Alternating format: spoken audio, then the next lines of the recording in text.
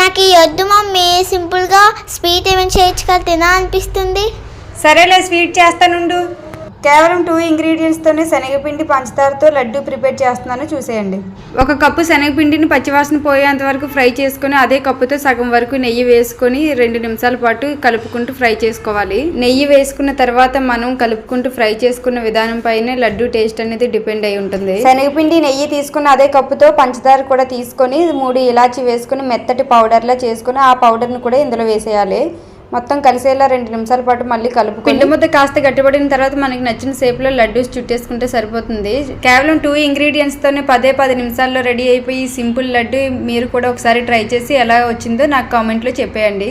వీడియోస్ని సబ్స్క్రైబ్ చేసుకోకుండానే చాలామంది చూస్తున్నారు, లైక్ చేసి సబ్స్క్రైబ్ చేసుకోండి. నాకు ఈ వద్దు మమ్మీ, సింపుల్గా స్వీట్ ఏమైనా చేయొచ్చు కదా, తినాలనిపిస్తుంది. సరేలే, స్వీట్ చేస్తానుండు. కేవలం 2 ఇంగ్రీడియంట్స్తోనే శనగపిండి పంచదారతో లడ్డు ప్రిపేర్ చేస్తున్నాను, చూసేయండి. 1 కప్పు శనగపిండిని పచ్చివాసన పోయేంత వరకు ఫ్రై చేసుకొని అదే కప్పుతో సగం వరకు నెయ్యి వేసుకొని 2 నిమిషాల పాటు కలుపుకుంటూ ఫ్రై చేసుకోవాలి. నెయ్యి వేసుకున్న తర్వాత మనం కలుపుకుంటూ ఫ్రై చేసుకున్న విధానం పైనే లడ్డు టేస్ట్ అనేది డిపెండ్ అయి ఉంటుంది. శనగపిండి నెయ్యి తీసుకున్న అదే కప్పుతో పంచదార కూడా తీసుకొని 3 ఇలాచి వేసుకుని మెత్తటి పౌడర్లా చేసుకుని ఆ పౌడర్ని కూడా ఇందులో వేసేయాలి. మొత్తం కలిసేలా 2 నిమిషాల పాటు మళ్ళీ కలుపుకొని పిండి ముద్ద కాస్త గట్టిపడిన తర్వాత మనకి నచ్చిన షేప్లో లడ్డూస్ చుట్టేసుకుంటే సరిపోతుంది.